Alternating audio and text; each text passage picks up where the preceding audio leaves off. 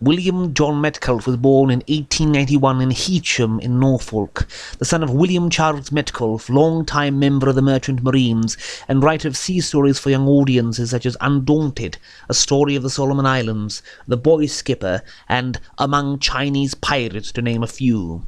The family first moved to Ontario when John Metcalfe was 5 years old.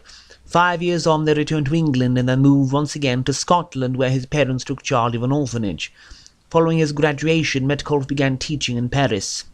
Joining the Royal Navy at the beginning of World War I, after the war he became a schoolmaster in London, emigrating to the United States in 1928.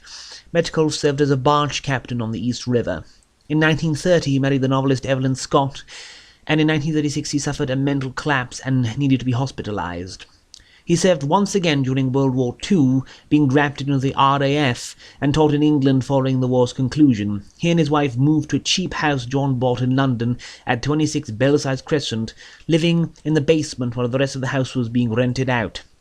John's salary as a teacher could not cover the expenses in the house, and so the couple descended into poverty, which so marked Evelyn that she was called the Old Witch by the neighborhood children.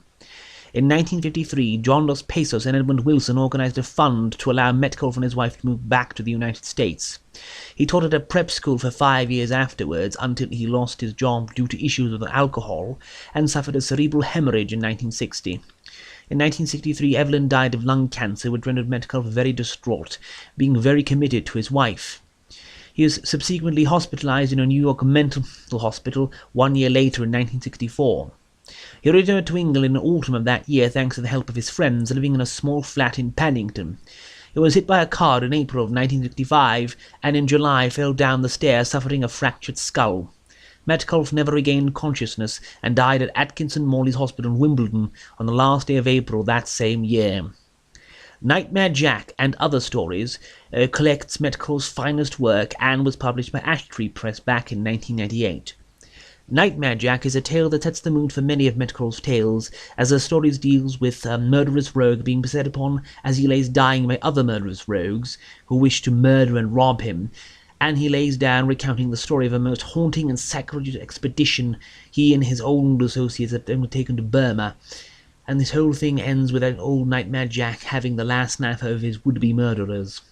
It is here one finds Metcalfe's literary kinship with Jean Ray in the form of his devious, dastardly rogues and scum of the sea and land alike, with which Ray himself loved to populate his stories. The Double Admiral concerns a naval officer who is brought face to face with a mirror image of himself under most impossible circumstances. The Smoking Leg follows a native Malay on his constant attempt to board a ship long enough to get to England after being sadistically experimented on by a local insane doctor, if only he could find a ship that wouldn't sink as soon as he got aboard. The Grey House is a story of a man shut into and abducted by a mysterious and impersonal taxi, which takes him to a strange house. Being unable to remember what happened there, he spends weeks trying to get back, because he cannot remember where that house could have been. The Tunnel is a most pleasing conte cruel, written as the best examples of Charles Birkin, about a man trying to dig a tunnel to escape out of prison where he was sentenced to life imprisonment.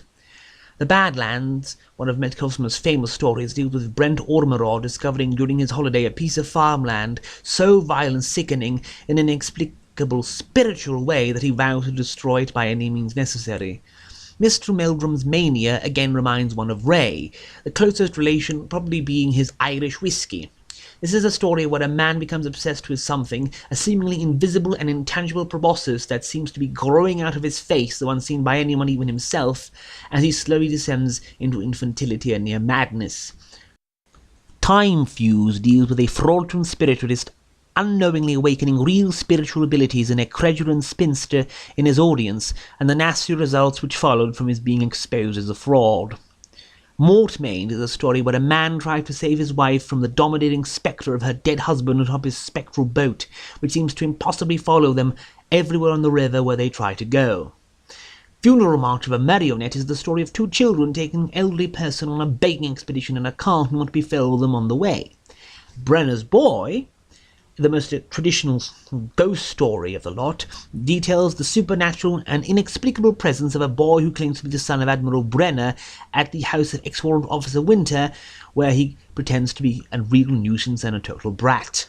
Not There is the tale of an actress who is shocked to see the memorial statue made of herself destroyed in the London Blitz, who would will herself to do anything to restore it, even the impossible.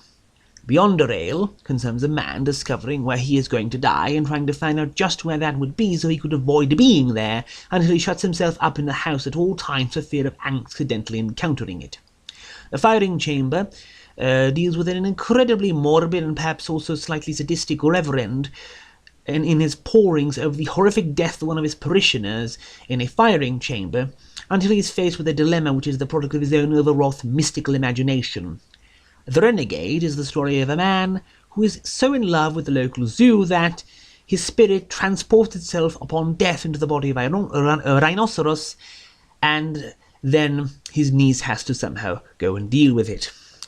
And finally, The Feasting Dead, a novella which closes out this collection and which originally came out from Arkham House in the 50s, the torso of an intended full short story collection, which was impossible to produce at the time due to lower readership and sales figures as the result of the Korean War.